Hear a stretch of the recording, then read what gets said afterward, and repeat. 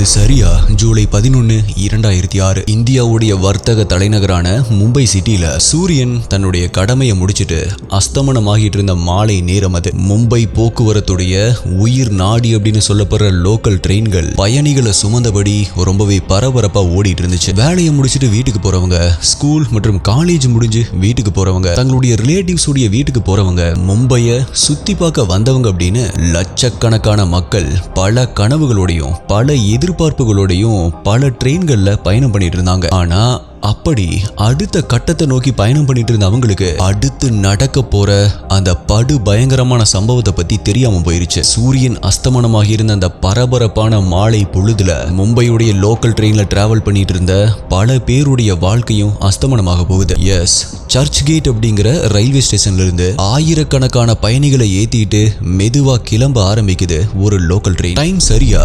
6:24 நெருங்கிட்டு இருந்தப்ப Santa cruise அப்படிங்கிற பகுதி கிட்ட வந்துட்டு இருந்த அந்த ட்ரெயினுடைய ஃபர்ஸ்ட் கிளாஸ் கம்பார்ட்மெண்ட் திடீர்னு பயங்கரமான சத்தத்தோட வெடிக்க ஆரம்பிக்குது. கடுமையான வெப்பம் மற்றும் கரும் புகையோட சேர்ந்து பயணிகளுடைய அலறல் சத்தமும் கேட்க ஆரம்பிக்குது. அத அந்த ரயில்வே ட்ராக் பக்கத்துல ரோட்ல போயிட்டு இருந்த மக்கள் மிரண்டு போய் பார்க்க ஆரம்பிக்கிறாங்க. வெடி சத்தத்தோட சேர்த்து அதிர்வலைகளையும் உணர ஆரம்பிச்ச அந்த ட்ரெயினுடைய லோகோ பைலட் உடனடியா ட்ரெயினை ஸ்டாப் பண்றாரு. மேலும் ட்ரெயினுடைய மத்த கம்பார்ட்மெண்ட்ல இருந்த பயணிகள் எல்லாருமே ட்ரெயின் வெடிச்சதை தெரிஞ்சுக்கிட்டு பதறி போய் அதுல இருந்து இறங்கி ஓட ஆரம்பிக்கிறாங்க. மொத்தத்துல அந்த இடமே ஒரு கலவர பூமியா மாற ஆரம்பிக்குது. இப்ப இந்த இன்சிடென்ட் நடந்த அதே டைம்ல அங்கிருந்து ஒரு 1.5 கிலோமீட்டர் தூரத்தில் இருக்கிற கார் ரோடு அப்படிங்கிற ஒரு பகுதி கிட்ட போயிட்டு இருந்த இன்னொரு லோக்கல் ட்ரெயினுடைய ஃபர்ஸ்ட் கம்பார்ட்மெண்ட்டும் பயங்கர சத்தத்தோட வெடிச்சு சிதற ஆரம்பிக்குது. அடுத்ததா அங்கிருந்து ஒரு 7 கிலோமீட்டர் தூரத்தில் இருக்கிற ஜோகேஸ்வரி அப்படிங்கிற ஸ்டேஷனுடைய 1வது பிளாட்ஃபார்ம்ல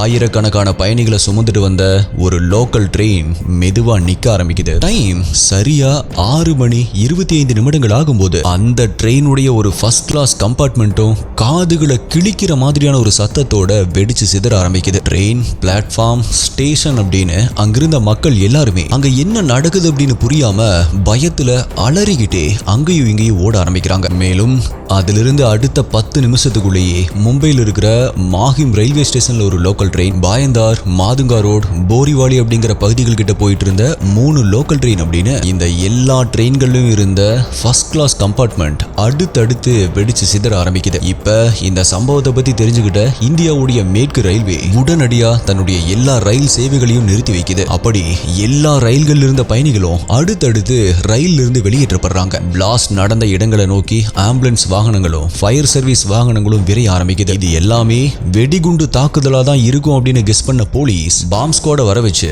மேற்கு ரயில்வே உடைய எல்லா ட்ரெயின்கள்லயும் கம்ப்ளீட்டா செக் பண்ண ஆரம்பிக்கிறாங்க. அதிலிருந்து அவங்களுடைய கெஸ்ஸிங் சரிதான் அப்படிங்கறதும் கன்ஃபார்ம் ஆகுது. இப்ப இந்த எல்லா ட்ரெயின்கள்லயும் நடந்த பாம் பிளாஸ்டுக்கான காரணம் என்ன, இவ்வளவு பெரிய கொடூரமான சம்பவத்துக்கு பின்னாடி இருந்தவங்க யாரு அப்படிங்கிற கடந்த 2006வது வருடம் மும்பை மட்டும் இல்லாம ஒட்டுமொத்த இந்திய நாட்டையுமே உலுக்கி எடுத்த இந்தியாவுடைய வரலாற்றிலேயே பொதுமக்களுடைய ரத்தத்தை சிந்த வச்சு அவங்களுடைய உயிர்களையும் குடிச்ச அடுத்த பல மாதங்களா ட்ரெயின்ல போறதுக்கே மும்பை மக்களை பயந்து நடுங்க வச்ச மும்பை தொடர் வெடிகுண்டு தாக்குதலை பத்தி தான் இன்னைக்கு வீடியோல ரொம்பவே டீடைலா டீகோட் பண்ண போறோம். நீங்க பார்த்துட்டு இருக்கிறது சரவணன் டீகோட்ஸ். நான் உங்கள் சரவணன். வாங்க இன்னைக்கு வீடியோக்குள்ள போலாம்.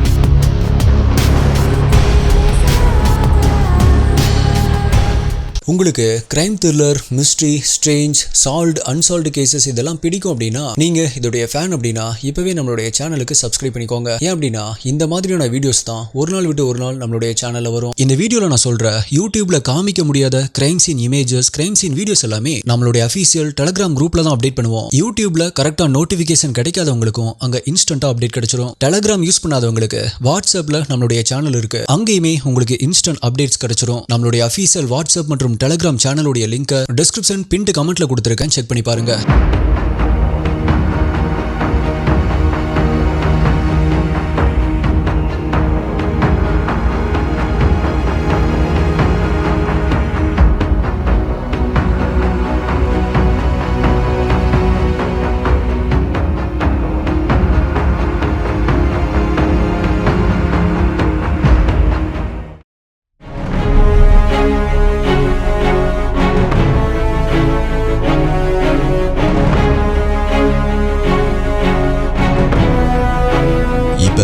பிளாஸ்ட் ஆகி அடையாளமே தெரியாம உருக்குலைஞ்சு போயிருந்த கம்பார்ட்மெண்ட்ல தீய அணைக்கிறதுக்காக போன ஃபயர் சர்வீஸ் டீம் அவங்களுடைய இதயத்தையே உலுக்கி எடுக்கிற மாதிரியான அந்த கோரமான காட்சிகளை பார்க்க ஆரம்பிக்கிறாங்க. மனித ரத்தம் தெரிச்சு கிடந்த அந்த கம்பார்ட்மெண்ட்ஸ் உடைய சீட் எல்லாமே கோணல் மானலா அங்கேயும் இங்கேயும் சரிஞ்சு கிடக்கிறதையும், school bags, office bags, tiffin box, செருப்பு மற்றும் அந்த கம்பார்ட்மெண்ட் உடைய உடைந்த பாகங்கள் அப்படின்னு பல பொருட்கள் அலங்கோலமா சிதறி கிடக்கிறதையும், அந்த கம்பார்ட்மெண்ட் முழுக்கவே ஆணிகள் செதறி கிடக்கிறதையும் பார்க்க ஆரம்பிக்கிறாங்க. கூடவே ட்ரெயினுக்கு உள்ளேயும் வெளியிலையும் ரத்த வெள்ளத்துல மனித உடல்கள் அசைவில்லாம கிடக்கிறதையும், கை கால் அப்படின்னு உடல் உறுப்புகளை இழந்து போய் கடுமையான ரத்த காயங்களோட உயிருக்கு போராடி துடிச்சிட்டு இருந்தவங்களையும் பார்க்க ஆரம்பிக்கிறாங்க. விடுதலை படத்துடைய ட்ரெயின் ஆக்சிடென்ட் சீனை நிறைய பேர் பார்த்திருப்பீங்க இல்லையா? அந்த மாதிரி இன்னொரு 10 மடங்கு கோரமா நினைச்சு பார்த்துக்கோங்க. சோ நிலைமையுடைய சீரியஸ்னஸ் புரிஞ்சு புயல் வேகத்துல செயல்பட ஆரம்பிச்ச ரெஸ்கியூ டீம் அங்க கிடந்த மக்கள் எல்லாரையுமே ஆம்புலன்ஸ்ல ஏத்தி பக்கத்துல இருக்கிற ஹாஸ்பிடலுக்கு கொண்டு போக ஆரம்பிக்கிறாங்க.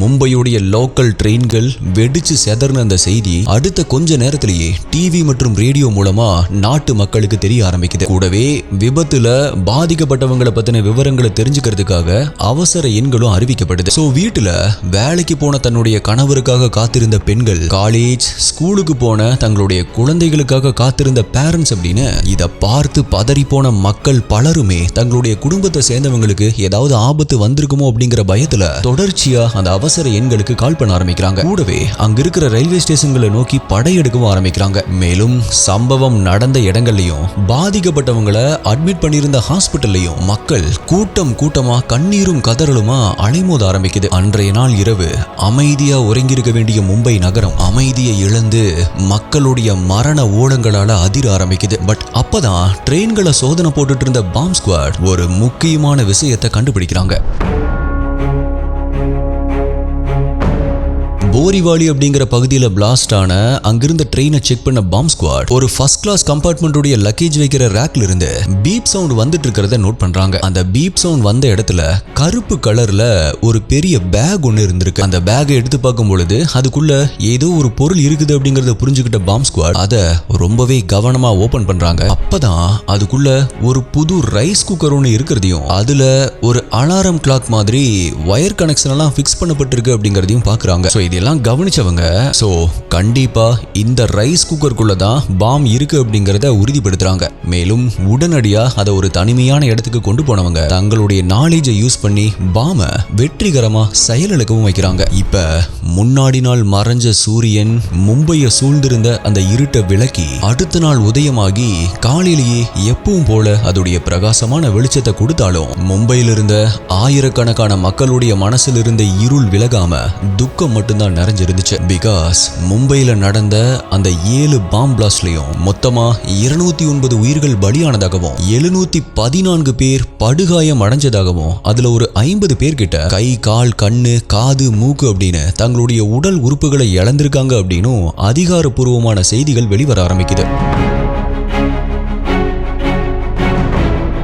அப்போதைய இந்திய பிரதமரான மன்மோகன் சிங்கிலிருந்து அரசியல் தலைவர்கள் பலருமே சம்பவம் நடந்த இடங்களையும் பாதிக்கப்பட்டவங்களையும் பார்த்து ஆறுதல் சொல்ல ஆரம்பிக்கிறாங்க. மேலும் அப்பாவி மக்களை குறி வச்சு நடந்த இந்த வெடிகுண்டு தாக்குதல் ஒரு கோழைத்தனமான தாக்குதல் அப்படின்னு அந்த பாம் பிளாஸ்டுக்கு எதிராக கண்டனங்களும் தெரிவிக்கப்படுது. கூடவே ஸ்டேட் கவர்மெண்ட்டும் இந்தியன் கவர்மெண்ட்டும் பாதிக்கப்பட்டவங்களுக்கு நிவாரண நிதியும் தரப்படும் அப்படின்னு அறிவிக்கிறாங்க. இப்ப ஒரு 11 நிமிஷத்துக்குள்ளேயே ஒட்டுமொத்த நாட்டையுமே உலுக்கி எடுத்த இந்த தொடர் குண்டுவெடிப்பு சம்பவம் ரொம்பவே சீரியஸான ஒரு விஷயம் அப்படிங்கறதால அதை பத்தி விசாரணை பண்ற பொறுப்பை மகாராஷ்டிரா கவர்மெண்ட் ஏடிஎஸ் போலீஸ் அப்படின்னு சொல்லப்படுற ஆன்டி டெரரிசம் ஸ்குவாட் கிட்ட இந்த கேஸை ஹேண்ட் ஓவர் பண்ணி ஆர்டர் போடுறாங்க.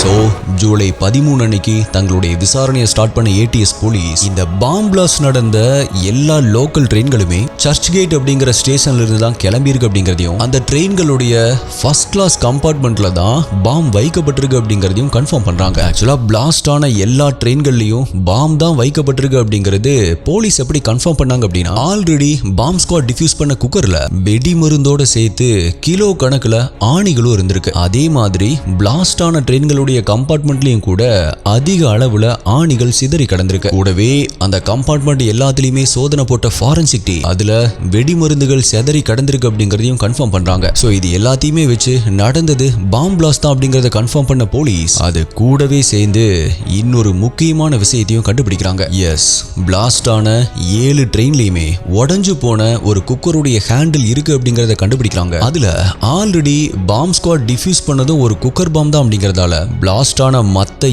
7 கம்பார்ட்மெண்ட்ஸ்லயுமே அதே மாதிரி குக்கர் பாம் தான் யூஸ் பண்ணப்பட்டிருக்கு அப்படிங்கிற முடிவுக்கும் வராங்க.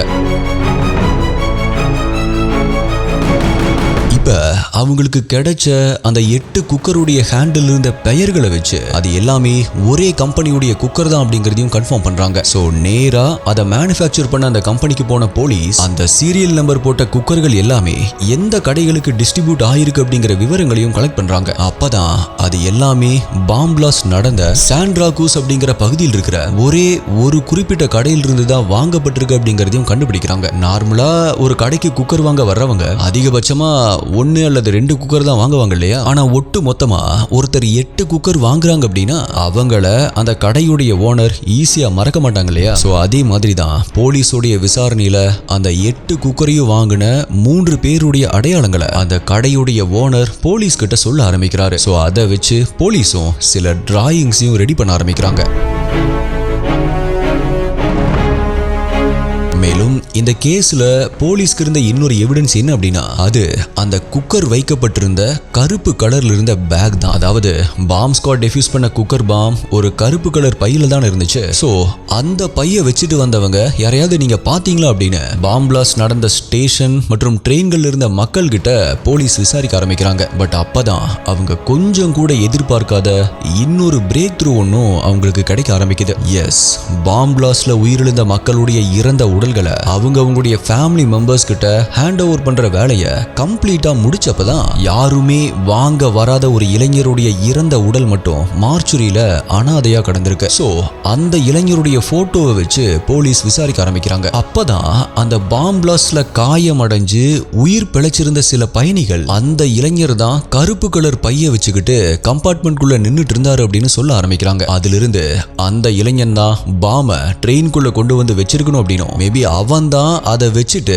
அடுத்த ஸ்டேஷனுக்குள்ள இறங்குறதுக்குள்ளேயே அது வெடிச்சு செதறி இருக்கணும் அப்படின்னு கெஸ் பண்றாங்க. அதே நேரத்துல சர்ச் கேட் ரயில்வே ஸ்டேஷனுக்கு வரக்கூடிய ஒரு டாக்ஸி டிரைவர் கிட்ட இருந்து இன்னொரு முக்கியமான க்ளூவும் போலீஸ்க்கு கிடைக்க ஆரம்பிக்குது. அதாவது பாம் பிளாஸ்ட் நடந்த அந்த சாண்டா க்ரூஸ் அப்படிங்கிற ஏரியால இருந்து போலீஸ் காமிச்ச அதே கருப்பு கலர் பைய வச்சுக்கிட்டு ஒரு 3 பேர் அன்னைக்கு நாள் ஈவினிங் என்னுடைய டாக்ஸில தான் ஏறினாங்க அப்படின்னு சொல்லியிருக்காரு. மேலும் அதே டாக்ஸி டிரைவர் மாதிரியே இன்னொரு 6 டாக்ஸி டிரைவர்களும் எங்களுடைய வண்டியிலையும் அதே மாதிரி ஒரு 3 பேர் கருப்பு கலர் பேக்கோட வந்தாங்க அப்படின்னு சொல்லியிருக்காங்க.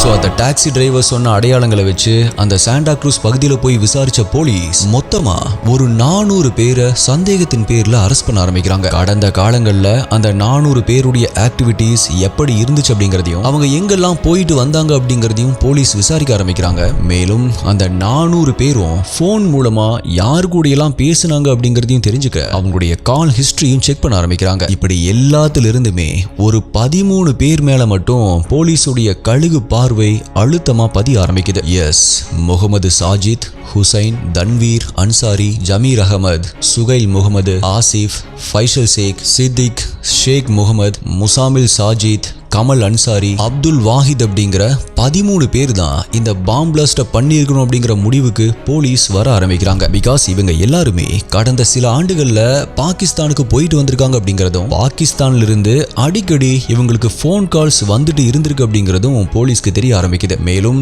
இந்த வெடிகுண்டு தாக்குதலுக்கு பாகிஸ்தான்ல இருந்து இயங்கக்கூடிய லஷ்கர்-இ தைபா அப்படிங்கிற பயங்கரவாத அமைப்பு பொறுப்பேற்றிருக்காங்க அப்படிங்கிற செய்திகளும் அப்ப வெளியாக ஆரம்பிக்குது. சோ அரெஸ்ட் பண்ணப்பட்ட அந்த 13 பேருமே அந்த லஷ்கர்-இ தைபா பயங்கரவாத அமைப்பு கூட சேர்ந்து தான் இந்த வெடிகுண்டு தாக்குதலை எக்ஸிக்யூட் பண்ணிருக்காங்க அப்படிங்கிற சந்தேகமும் போலீஸ்க்கு வர ஆரம்பிக்குது. ஆனா போலீஸோட விசாரணையில அந்த 13 பேருமே நீங்க எங்களை தப்பா அரெஸ்ட் பண்ணிருக்கீங்க, நாங்க எந்த ஒரு தப்புமே பண்ணல அப்படின்னு சாதிக்க ஆரம்பிக்கிறானுங்க. பட் போலீஸ் விசாரிக்க வேண்டிய விதத்துல விசாரிக்கும் பொழுது என்ன நடந்துச்சு அப்படிங்கறத கன்ஃபஸ் பண்ண ஆரம்பிக்கிறாங்க. அப்படி அந்த கன்ஃபஷன்ல அவங்க சொன்னதா போலீஸ் சொன்ன விஷயங்கள் இதுதான்.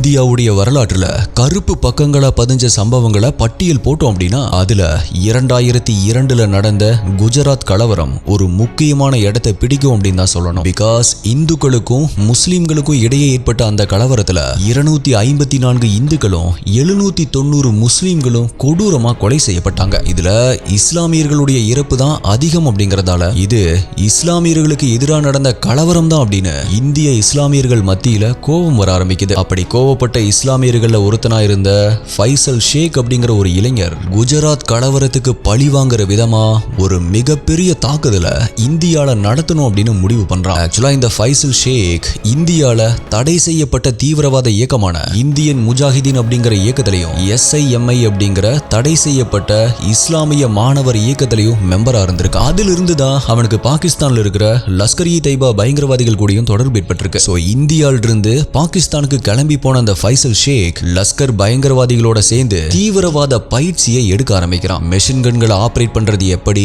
வெடிகுண்டுகளை தயாரிக்கிறது எப்படி அப்படின்னு கிட்டத்தட்ட 2 வருஷ பயிற்சிக்கு அப்புறமா இந்தியாவுக்கு வந்த அந்த ஃபைசல் இங்க இருக்கிற அவனுடைய கூட்டாளிகளையும் பாகிஸ்தானுக்கு அனுப்பி பயங்கரவாத பயிற்சியை எடுக்க வைக்கிறான். கடைசியா லஷ்கர் பயங்கரவாதிகளுடைய ஒரு தளபதியான அசீம் சீமா அப்படிங்கிறவனுடைய தலைமையில இந்தியாவை எப்படி தாக்குறது அப்படிங்கிற டிஸ்கஷனும் நடக்க ஆரம்பிக்குது. அதுல தாஜ்மஹால், மும்பை ஏர்போர்ட், டெல்லி ஏர்போர்ட் அப்படின்னு பல பகுதிகளை தாக்குறதுக்கான பேச்சுகளும் வர ஆரம்பிக்குது. அப்பதான் நம்ம பண்ண போற அட்டாக்ல 1000க்கும் மேற்பட்ட உயிர்கள் கொல்லப்படணும். அதுக்கான சரியான இடம் மும்பையுடைய லோக்கல் ட்ரெயின்கள் தான் அப்படிங்கிற முடிவு எடுக்கப்படுது. நான் ஆல்ரெடி மென்ஷன் பண்ண மாதிரி மும்பையுடைய உயிர்நாடி மாதிரி லட்சக்கணக்கான பயணிகள் பயன்படுத்தக்கூடிய ஒரு டிரான்ஸ்போர்ட் செக்டரா லோக்கல் ட்ரெயின்ஸ் தான் இருந்திருக்கு. சோ அங்க குண்டு வச்சாதான் 1000 கணக்குல உயிர்கள் பறிபோகும் அப்படின்னு பயங்கரவாதிகள் முடிவெடுக்கிறானுங்க. சோ இந்தியா மற்றும் பாகிஸ்தானை சேர்ந்த ஒரு 50 பேரை செலக்ட் பண்ணி அவனுங்களுக்கு அப்படின்னு ஸ்பெஷலா ஒரு ட்ரைனிங்கும் தரப்படுது. அதுல பிரஷர் குக்கருக்குள்ள வெடிமருந்துகளை வச்சு அதை கரெக்டான டைமுக்கு வெடிக்க வைக்கிற மாதிரியான பயிற்சிகள் தரப்படுது. அப்படி இந்த பயிற்சிகளை முடிச்ச அந்த 50 பேருமே 2006 மார்ச் மாசம் பாகிஸ்தானுடைய பகவல்பூர் அப்படிங்கிற இடத்துல இருந்து நேபாள் மற்றும் பங்களாதேஷ்க்கு கிளம்பி போறானுங்க. அங்கிருந்து இந்தியாவுக்குள்ள ஊடுருவி நேரா மும்பைக்கு வந்து ஷேக் முகமது அப்படிங்கிறவனுடைய வீட்டுல தங்குறானுங்க. மேலும் அவனுங்களுக்கு தேவையான வெடிமருந்துகளும் பாகிஸ்தான்ல இருந்து கடல் வழியா குஜராத்ல இருக்கிற துறைமுகத்துக்கு வர ஆரம்பிக்குது. அங்கிருந்து மும்பைக்கும் கடத்தப்படுது. அதே நேரத்துல பயங்கரவாதிகளுடைய ஒரு குரூப் மும்பையுடைய லோக்கல் ட்ரெயின்களை வாட்ச் பண்ண ஆரம்பிக்கிறானுங்க. எந்தெந்த ட்ரெயின்கள் எந்தெந்த ஸ்டேஷனுக்கு எப்ப வருது, அது எல்லாம் எப்ப கிளம்புது, அதுல யார் யாரெல்லாம் ஏறுறாங்க, எந்த டைம்ல கூட்டம் அதிகமா இருக்கு அப்படின்னு இது எல்லாத்தையுமே உன்னிப்பா கவனிக்க ஆரம்பிக்கிறானுங்க. அப்பதான் ஒரு முக்கியமான விஷயத்தையும் நோட் பண்ணவும் செய்யறானுங்க. அதாவது சர்ச் கேட் அப்படிங்கிற ஸ்டேஷன்ல இருந்து கிளம்பக்கூடிய அந்த ட்ரெயின்களுடைய ஃபர்ஸ்ட் கிளாஸ் கம்பார்ட்மெண்ட்ல நிறைய குஜராத்திகள் பயணம் பண்றாங்க அப்படிங்கிற விஷயத்தை நோட் பண்றானுங்க. ஆல்ரெடி குஜராத்துடைய கலவரத்துக்கு பழி வாங்குறதுக்காக தான் இந்த தாக்குதல் பண்றானுங்க அப்படிங்கறதால அவங்களுடைய டார்கெட்டா குஜராத்திகள் அதிகமா பயணம் பண்ற அந்த ஃபர்ஸ்ட் கிளாஸ் கம்பார்ட்மெண்ட்டை ஃபிக்ஸ் பண்றானுங்க. இப்படி ஒரு குரூப் ட்ரெயின்களை வாட்ச் பண்ணிட்டு இருக்க, இன்னொரு குரூப் வெடிகுண்டுகளை தயாரிக்கிற வேலையில இறங்குறானுங்க. சோ முதல்ல கடைக்கு போய் 5 லிட்டர் அளவுடைய 8 குக்கர்களையும் கிலோ கணக்குல ஆணிகளையும் வாங்குறானுங்க. இது எல்லாத்தையுமே வச்சு வெடிகுண்டுகளை தயாரிக்கிற ப்ராசஸையும் கம்ப்ளீட் பண்றானுங்க. இந்த இடத்துல உங்களுக்கு ஒரு சந்தேகம் முன்னாடியே வந்திருக்கலாம். நான் முன்னாடியே சொல்லியிருப்பேன், ட்ரெயினுடைய கம்பார்ட்மெண்ட் முழுக்கவே ஆணிகள் செதறி கிடந்துச்சு அப்படின்னு. அது மட்டும் இல்ல, ஆணிகள் இருக்கிற பைகளை எதுக்கு அவனுங்க எடுத்துட்டு வந்தானுங்க அப்படின்னும், ஆணிகளை எதுக்காக முதல்ல வாங்கினானுங்க அப்படின்னு உங்களுக்கு சந்தேகம் வந்திருக்கலாம். ஆக்சுவலா பாம் வெடிச்சு செதறும் பொழுது அந்த ஃபோர்ஸ்ல ஆணிகளுமே செதறும். அது ட்ரெயின்ல இருக்கிறவங்களுடைய உடல்ல குத்தி இன்னுமே அதிகமான ஒரு டேமேஜை பண்ணும் இல்லையா. அதுக்காக தான் அந்த குக்கர் முழுக்கவே ஆணிகளை நிரப்பி வைக்கிறானுங்க. இப்படி அந்த குக்கர் பாம தயாரிச்சு முடிச்சவனுங்க அதை எப்படி ட்ரெயின்குள்ள கொண்டு போய் வச்சுட்டு இறங்குறது அப்படின்னு நேரா அவனுக்கு டார்கெட் பண்ண ரயில்கள்லயே பல முறை பயணம் பண்ணி பல முறை ஏறி இறங்கி எவ்வளவு நேரம் ஆகுது, எங்க ஏறணும் எங்க இறங்கணும் அப்படின்னு பல முறை சும்மா ட்ரையல் பார்க்கவும் ஆரம்பிக்கிறானுங்க. இவனுக்கு பண்ற இந்த எல்லா ப்ராசஸையும் அவங்களுடைய கமாண்டரான பாகிஸ்தான்ல இருக்கிற அந்த அசாம் அப்படிங்கிறவனுக்கு கால் பண்ணி அப்டேட்டும் பண்ணியிருக்கானுங்க. கடைசியா அவங்களுடைய பிளானை எக்ஸிக்யூட் பண்ற அந்த நாளும் வர ஆரம்பிக்குது. ஜூலை 11 அன்னைக்கு மதியானம் 2 மணிக்கு அவனுக்கு தயார் பண்ண 8 குக்கர் பாம்லயும் அது வெடிக்க வேண்டிய டைமை செட் பண்றானுங்க. அது ஒவ்வொன்னையும் ஒரு கருப்பு கலர் பேக்குள்ளயும் வச்சுட்டு அவனுக்கு டார்கெட் பண்ண அந்த 7 ட்ரெயின்களுக்கு போறதுக்காக மொத்தமா 7 குரூப்பா பிரியவும் செய்யறானுங்க. ஒரு குரூப்புக்கு 3 பேர் அப்படின்னு மொத்தமா அதுல 21 பேர் இருந்திருக்கானுங்க. இதுல ஒரு குரூப் மட்டும் 2 குக்கர் பாமை எடுத்துக்க மத்த 6 குரூப்பும் ஆளுக்கு ஒரு குக்கர் பாமை எடுத்திருக்கானுங்க. அதுக்கப்புறமா தான் ஒவ்வொரு குரூப்பும் ஒவ்வொரு டாக்ஸியை பிடிச்சு அந்த சர்ச் கேட் ரயில்வே ஸ்டேஷனை ரீச் பண்ணிருக்கானுங்க. ஆல்ரெடி பல முறை ட்ரையல் பார்த்த மாதிரி இப்ப அவனுக்கு டார்கெட் பண்ண ட்ரெயின்கள் வர வர அதுல ஒவ்வொரு குரூப்பா வரிசையா ஏற ஆரம்பிக்கிறானுங்க. ஆல்சோ அந்த குக்கர் பாமை ஃபர்ஸ்ட் கிளாஸ் கம்பார்ட்மெண்ட் உடைய லக்கேஜ் ரேக்ல வச்சுட்டு அவனுக்கு இறங்க வேண்டிய ஸ்டேஷன்லயும் சேஃபா இறங்கி இருக்கானுங்க. பட் இதுல சலீம் அப்படிங்கிறவன் வச்ச பாம் மட்டும் அவன் ட்ரெயின்ல இருந்து இறங்குறதுக்குள்ளேயே பிளாஸ்ட் ஆயிருக்கு. அதாவது பிளாஸ்ட்ல சிக்கி அனாதையா கிடந்த அந்த இறந்த உடல் சலீம் அப்படிங்கிற பயங்கரவாதியுடைய உடல் தான் அப்படிங்கிறதும் கன்ஃபார்ம் ஆயிருக்கு. மேலும் பயங்கரவாதிகள் வச்ச ஒரு குக்கர் பாம் வெடிக்காம இருந்திருக்கு. சோ அதை தான் பாம் ஸ்குவாடும் டிஃப்யூஸ் பண்ணிருக்காங்க. இப்ப சொன்ன இதே சீனை தான் நம்ம துப்பாக்கி படத்துடைய இன்டர்வல் சீன்ல பார்த்திருப்போம். ஓகே, இப்ப இந்த கன்ஃபெஷனை கொடுத்த அந்த 13 பேரை மட்டும் தான் போலீஸ் அரெஸ்ட் பண்ணாலும் அவனுங்களை தவிர இந்த பயங்கரவாத செயல்களை பண்ணவங்கள பல பேர் இந்தியாவில இருந்து தப்பிச்சு போயிட்டாங்க அப்படிங்கிற ஏமாற்றமான விஷயமும் போலீஸ்க்கு தெரிய ஆரம்பிக்குது. மேலும் இவ்வளவு பெரிய பயங்கரவாத செயல்களை பண்றதுக்கான பணமும் கூட ஹவாலா அப்படிங்கிற இல்லீகல் மணி டிரான்ஸ்பர் மூலமா தான் துபாய் மற்றும் சவுதி அரேபியா போன்ற நாடுகள்ல இருந்து தான் இந்தியாவுக்கு வந்திருக்கு அப்படிங்கிற விஷயத்தையும் போலீஸ் தெரிஞ்சுக்கிறாங்க. அப்படி ஹவாலா பணம் அப்படின்னு சொல்லப்பட்ட லட்சக்கணக்கான ரூபாய் பணத்தையும் கூட அரெஸ்ட் பண்ணப்பட்ட ஒருத்தனுடைய வீட்டில இருந்து ரெக்கவர் பண்ணிருக்காங்க. கூடவே பாம் தயாரிக்கிறதுக்கு பயன்படுத்தப்பட்டதா சொல்லப்பட்ட வீட்டில இருந்தும் கிலோ கணக்குல அம்மோனியம் நைட்ரேட்டையும் போலீஸ் ரெக்கவர் பண்ணிருக்காங்க. சோ இவ்வளவு விஷயங்களையும் கண்டுபிடிச்சு விசாரணையை கம்ப்ளீட் பண்ண போலீஸ் கடைசியா 12,450 பக்கங்கள் இருக்கக்கூடிய ஒரு சார்ஜ் ஷீட்டை ரெடி பண்ணி அதை நவம்பர் 30, 2006 அன்னைக்கு கோர்ட்ல சப்மிட் பண்றாங்க. பட் போலீஸ் கிட்ட கன்ஃபெஷன் கொடுத்த அந்த 3 பேருமே கோர்ட்ல வந்து போலீஸ் எங்களை அடிச்சு துன்புறுத்தினாங்க, அதனாலதான் நாங்க குற்றத்தை ஒத்துக்கிட்ட மாதிரி கன்ஃபெஷன் கொடுத்தோம், உண்மையாகவே எங்களுக்கும் அந்த குண்டு வெடிப்பு சம்பவத்துக்கும் எந்த ஒரு சம்பந்தமுமே இல்லை அப்படின்னு சொல்லியிருக்கானுங்க. ஆனாலுமே அதை ஏத்துக்காத கோர்ட் 2015 செப்டம்பர் 30 அன்னைக்கு அதனுடைய தீர்ப்பை கொடுக்க ஆரம்பிக்குது. அதுல ட்ரெயினை பிளாஸ்ட் பண்ண குற்றத்திற்காக ஹுசைன், ஃபைசல், ஆசிஃப், சித்திக், கமல், அன்சாரி அப்படிங்கிற 5 பேருக்கு டெத் சென்டென்ஸ் கொடுத்து தீர்ப்பு எழுதியிருக்கு. பட் குற்றவாளிகள் தங்குறதுக்கு உதவி பண்ணார் அப்படின்னு குற்றம் சாட்டப்பட்ட அப்துல் வாஹித் அப்படிங்கிற நபரை மட்டும் கோர்ட் ரிலீஸ் பண்ணது. ஆனாலுமே மிச்சம் இருந்த 7 பேருக்கும் வெடிகுண்டு தயாரிச்ச குற்றத்திற்காக லைஃப் சென்டென்ஸ் கொடுத்து தீர்ப்பு எழுதியிருக்கு. இந்த தண்டனையை எதிர்த்து குற்றவாளிகள் 12 பேருமே மும்பையுடைய ஹை கோர்ட்ல அப்பீல் பண்றானுங்க. அதை ஏத்துக்கிட்ட மும்பை கோர்ட்டும் நீண்ட விசாரணைக்கு அப்புறமா இப்ப ரீசெண்டா தான் தன்னுடைய தீர்ப்பை கொடுத்திருக்கு. பட் அதை கேட்ட இந்திய மக்கள் பலருமே மனவேதனையோட அதிர்ச்சி அடைய ஆரம்பிச்சாங்க. பிகாஸ் ஜூலை 21, 2025 அன்னைக்கு வெளியான அந்த தீர்ப்புல குற்றவாளிகள் 12 பேர் மேலேயுமே இருக்கிற குற்றச்சாட்டுகளை போலீஸ் சந்தேகத்துக்கு இடமில்லாம நிரூபிக்க தவறிட்டாங்க அப்படின்னு சொல்லி அந்த 12 பேரையுமே விடுதலை பண்ணி தீர்ப்பு கொடுத்திருக்கு. இப்படி ஒரு தீர்ப்பை கோர்ட் கொடுக்கிறதுக்கான முக்கியமான காரணங்கள் என்ன அப்படின்னு கோர்ட்டே என்ன சொல்லியிருக்கு அப்படின்னா, முதல்ல குற்றவாளிகளுடைய வீட்டில் கண்டெடுக்கப்பட்ட பணத்தை ஹவாலா பணம் அப்படிங்கிறத போலீஸால நிரூபிக்க முடியல. அவங்க வீட்டில இருந்து கண்டுபிடிக்கப்பட்ட அம்மோனியம் நைட்ரேட் அப்படிங்கிற பொருளும் வெடிமருந்துக்காக பயன்படுத்தக்கூடிய பொருள் தான் அப்படிங்கிறதையும் போலீஸால உறுதியா நிரூபிக்க முடியல. பிகாஸ் அந்த அம்மோனியம் நைட்ரேட் மெடிக்கல் ஃபீல்ட்ல யூஸ் பண்ணக்கூடிய ஒரு பொருள் அப்படின்னும் அதுக்காக தான் அதை தன்னுடைய வீட்டில் வச்சிருந்ததாகவும் குற்றவாளியான கமல் அன்சாரி சொல்லியிருக்காரு. மேலும் அவர் ஒரு டாக்டரா இருந்திருக்காரு அப்படிங்கறதும் அவருடைய வாதத்துக்கு வலு சேர்க்கிற விதமா இருந்திருக்கு. இத கேக்குறப்ப ரீசெண்டா டெல்லியில நடந்த கார் பிளாஸ்ட்ல கூட அதுல சம்பந்தப்பட்ட எல்லாருமே டாக்டர்ஸ் அப்படிங்கறதும் கேள்விப்பட்டிருப்போம். சோ இது இன்கேஸ் மாட்டிக்கிட்டாலும் தப்பிக்கிறதுக்காக எல்லாத்தையுமே பக்காவா பிளான் பண்ண மாதிரி தான் நம்மளுக்கு புரிய வைக்குது. ஆல்சோ குற்றவாளிகள் எல்லாருமே பாகிஸ்தானுக்கு போயிட்டு வந்திருக்காங்க. பாகிஸ்தான்ல இருக்கிறவங்க கூட அடிக்கடி போன்ல பேசியிருக்காங்க அப்படின்னாலும் அவங்க பயங்கரவாதிகளை தான் பார்க்க போன போனாங்க அப்படிங்கறதையும் பயங்கரவாதிகள் கூட தான் போன்ல பேசினாங்க அப்படிங்கறதையும் கூட போலீஸால ப்ரூவ் பண்ண முடியல. எல்லாத்துக்குமே மேல குற்றவாளிகளை அடையாளம் காட்டுற ஐடென்டிபிகேஷன் பரேட்லயுமே கூட போலீஸுடைய சாட்சிகள் தடுமாறி இருக்காங்க. சோ அதுவும் கூட குற்றவாளிகளுக்கு தான் சாதகமா இருந்திருக்கு. கடைசியா இது எல்லாத்தையுமே பாயிண்ட் பண்ண மும்பை ஹைகோர்ட்டும் அந்த 12 பேரையுமே ரிலீஸ் பண்ணிருக்கு. பட் உடனடியா இந்த தீர்ப்பை எதிர்த்த மகாராஷ்டிரா கவர்மெண்ட் சுப்ரீம் கோர்ட்ல போய் அப்பீல் பண்ணிருக்கு. அதை ஏத்துக்கிட்ட சுப்ரீம் கோர்ட்டும் மும்பை ஹைகோர்ட் கொடுத்த தீர்ப்புக்கு ஸ்டே ஆர்டர் கொடுத்திருக்காங்க. அதாவது அந்த 12 பேரையுமே ரிலீஸ் பண்ணணும் அப்படிங்கிற ஆர்டருக்கு ஸ்டே கொடுத்திருக்காங்க. ஆக்சுவலா இந்த கேஸ்ல குற்றம் சாட்டப்பட்ட அந்த 12 பேருமே போலீஸ் கிட்ட கொடுத்த கன்ஃபெஷன் ஒருவேளை உண்மையா இருந்துச்சு அப்படின்னா பல நூறு ஆண்டுகளுக்கு முன்னாடி ஒரு முகலாய மன்னர் பண்ண தப்பு தான் இப்ப இத்தனை அப்பாவி உயிர்கள் பறிபோக மூல காரணமா இருந்திருக்கு அப்படிங்கிற முடிவுக்கு தான் நம்ம வர முடியுது. பிகாஸ் முகலாய மன்னரான பாபர் தான் அயோத்தியில் இருந்த ராமர் கோயிலை இடிச்சிட்டு அங்க மசூதி கட்டியிருக்காரு அப்படிங்கிற தகவல் தான் நமக்கு சொல்லப்படுது. சோ அப்படி கட்டினதால அதை பொறுத்துக்க முடியாத சில இந்து அமைப்புகள் தான் 1992 வருஷம் பாபர் மசூதியை இடிக்கவும் செஞ்சிருக்காங்க. பட் அவங்க பண்ண அந்த முட்டாள்தனத்துடைய விளைவாதான் 2002